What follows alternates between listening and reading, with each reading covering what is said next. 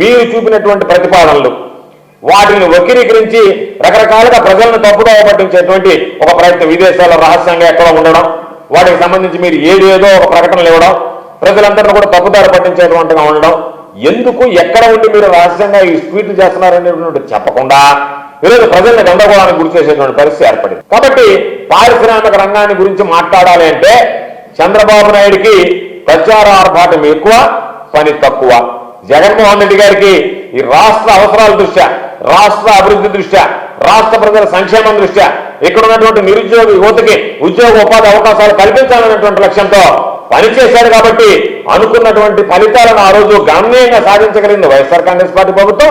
మీరు వైఎస్ఆర్ కాంగ్రెస్ పార్టీ ప్రభుత్వం మీద ఎన్ని రకాల బురద చల్లడానికి ప్రయత్నం చేసినా మీరు చెప్పేది మీరు ప్రజలు నమ్మేటువంటి పరిస్థితుల్లో లేరు. ఈ రోజు మీ పరిస్థితి చూస్తే ఎంత దారుణంగా ఉందంటే చెప్పేటువంటి మాటలకి జరిగేటువంటి వాస్తవాలకి ఎక్కడ కూడా పొంతం లేకుండా పోయిందనేటువంటి విషయాన్ని మీడియా ద్వారా ప్రజలందరికీ కూడా తెలియజేస్తున్నారు. మరొకటి, నేను ఇక్కడ నుంచి రెవెన్యూకి సంబంధించి రకరకాలైనటువంటి సరే అమ్మవారి ప్రచార ఆర్భాటాలు రకరకాలుగా చేశారు. వాటికి సంబంధించినటువంటి ఒక్కసారి పరిష్కరించామని చెప్పి నిన్నంతా ఈరోజు చూసాం.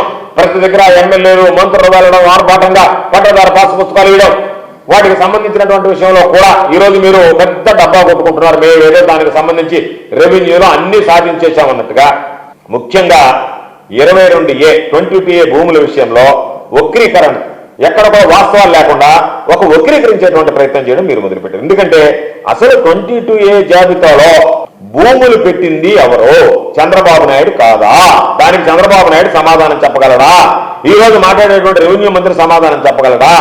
ఈ భూములను తీసుకెళ్లి 22Aలో పెట్టింది ఎవరు? 2014-2019 మధ్య వెబ్లాండ్ తీసుకొచ్చి ఆ వెబ్లాండ్ ద్వారా ఎవరైతే మీకు వ్యతిరేకంగా ఉండేటువంటి వాళ్ళు ఉన్నారో మీ స్థానికమైనటువంటి నాయకుల్ని ఎంఆర్ఓ కార్యాలయాల్లో కూర్చోబెట్టి మీకు వ్యతిరేకంగా ఉండేటువంటి వాళ్ళ పొలాలను తీసుకెళ్లి వాళ్ళని ఇబ్బందులు పెట్టాలో, వాళ్ళని హింసించాలా రైతులను అని చెప్పి వాటన్నిటిని తీసుకెళ్లి మీకు ఎవరైతే గిట్టరో వాళ్ళందరినీ తీసుకెళ్లి ఆ 22Aలో పెట్టినటువంటి ఘనత చంద్రబాబు ప్రభుత్వానికి కదా. ఆ సిస్టమ్ తీసుకొచ్చినటువంటిది చంద్రబాబు నాయుడు కాదా?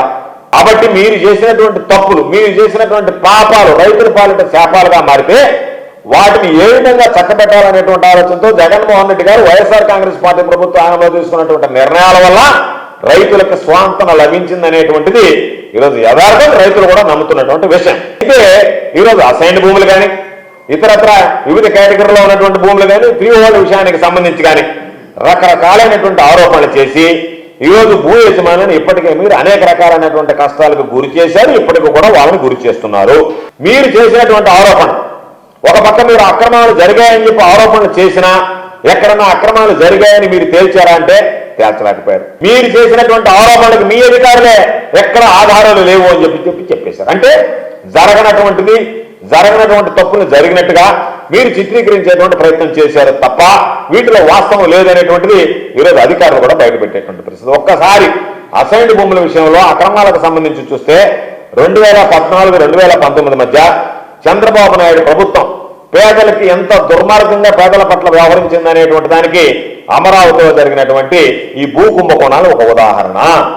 మీరు పాపం పేదలకు సంబంధించినటువంటి భూములు ఏదైతే పాపం అసైన్డ్ భూములు ఉన్నాయో, ఎస్సీ ఎస్టీ బీసీలకు సంబంధించినటువంటి భూములుంటే వాళ్ళని బెదిరించి మీరు పాపం దాదాపుగా వాళ్ళ దగ్గర నుంచి 1100 ఎకరాలు కొట్టేసి ఆ అసైన్దారుల నుంచి మొత్తం ఆ భూములన్నీ మీ కబ్జా చేతుల్లో మీ కోరల్లోకి వారు పాపం చిక్కున్న తర్వాత మీరు వాటిని కబ్జా చేసి వాటికి సంబంధించి ల్యాండ్ పూలింగ్లు ఆ భూములు ఇచ్చి వాటికి సంబంధించినటువంటి ప్లాట్లు వాటికి సంబంధించినటువంటి రకరకాల చేసి ఆ ప్లాట్ ద్వారా పాపం వేరే వాళ్ళకి అమ్ముకొని వేల కోట్ల రూపాయలు సంపాదించారు. చంద్రబాబు నాయుడుకి అమరావతి అనేటువంటిది బంగారు బాతులాగా తయారైనటువంటి పరిస్థితి. కోట్ల రూపాయలు కొనుక్కుంటారు. దాదాపుగా 1336 మంది బినామీలను కనుక్కొని ఆ రోజు కేసులు నమోదు చేస్తే ఆ కేసులన్నింటినీ కూడా చంద్రబాబు నాయుడు ఎదుర్కొనేటువంటి ధైర్యం లేక వాస్తవాలు కాబట్టి వాటిని ఎత్తివేయించుకునే దానికి అధికార దుర్వినియోగానికి పాల్పడ్డాడు. ఆ విధంగా అమరావతి రైతులకు సంబంధించి పేద రైతులు, ఎస్సీ ఎస్టీ బీసీ రైతులు కడుపు కొట్టినటువంటి చరిత్ర ఆనాటి 2014-2019 మధ్య జరిగినటువంటి తెలుగుదేశం పార్టీది,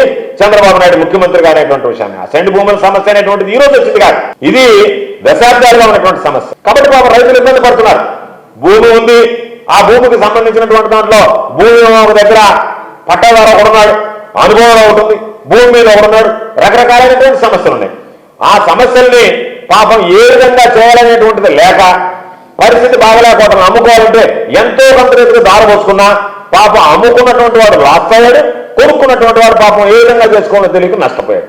అటువంటి పరిస్థితుల్లో దాన్ని ఏ విధంగా స్ట్రీమ్ లైన్ చేయాలా, పేదలకు ఏ విధంగా న్యాయం చేయాలనేటువంటి ఉద్దేశంతో జగన్మోహన్ రెడ్డి గారు ప్రభుత్వం తీసుకొచ్చినటువంటి ఆ అసైన్ చట్టానికి చేసినటువంటి సవరణ చారిత్రాత్మకమైనటువంటి, ఎవరు ఊహకందనటువంటి, ఎవరు ఊహించినటువంటి, దానికి సంబంధించి ఎవరైతే భూములకు సంబంధించినటువంటి నిరుపేదలు ఉన్నారో వాళ్ళ యొక్క రైట్స్ కాపాడని, వాళ్ళ హక్కులు కాపాడాలనేటువంటి ఆలోచనతో, అదేవిధంగా రైతు అనేటువంటి వాడు ఇబ్బంది పడకూడదనేటువంటి ఆలోచనతో జగన్మోహన్ రెడ్డి గారు దానికి ఆ అసైన్ చట్టానికి సవరణ చేయడం జరిగింది. అయితే చట్టానికి సవరణ చేసినప్పుడు కూడా ఏదో ఆషామాషిగా కాకుండా అధికారులకు సంబంధించి, న్యాయ నిపుణుల దగ్గర నుంచి, దీంట్లో అనుభవమైనటువంటి వ్యక్తుల దగ్గర నుంచి అందరి దగ్గర సలహాలు తీసుకొని ఏ విధంగా తీసుకుంటే అన్ని వర్గాలకు సంబంధించినటువంటి రైతులకు మనం మేలు చేయగలం అనేటువంటిది ఆలోచన చేసి దాన్ని ఎక్కడా ఇబ్బంది లేకుండా ఉండేటువంటి విధంగా ఆ చట్టానికి సవరణలు చేశారు. దానిలో ఎక్కడా కూడా ఒరిజినల్ అసైన్ ఎవరికైతే మనము భూమి లేనటువంటి నిరుపేదలకు ఇచ్చామో వాళ్ళకి న్యాయం జరగాలి,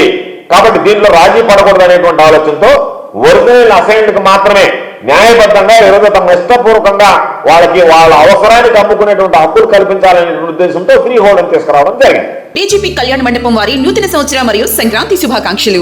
వివాహాది శుభకార్యములకు శుభ వేదిక దోనిపర్తి గిరిప్రసాద్ కళ్యాణ మండపం. అతి పెద్ద శుభ వేదిక డీజీపీ కళ్యాణ మండపం. 1500 మంది సీటింగ్ కెపాసిటీ గల ఏసీ ఫంక్షన్ హాల్, విశాలమైన ఏసీ డైనింగ్ హాల్, సువిశాలమైన కార్ పార్కింగ్, ఓపెన్ డిన్నర్ సౌకర్యం. వివాహములకు, నిశ్చితార్థములకు, బర్త్డే ఫంక్షన్లకు, సెమినార్ జరుపుకొనుటకు అనువైన ఏసీ ఫంక్షన్ హాల్. బుకింగ్స్ కొరకు సంప్రదించండి. డీజీపీ కళ్యాణ మండపం, ఏసీ, కిసాన్ నగర్, మైపాడు రోడ్, నెల్లూరు.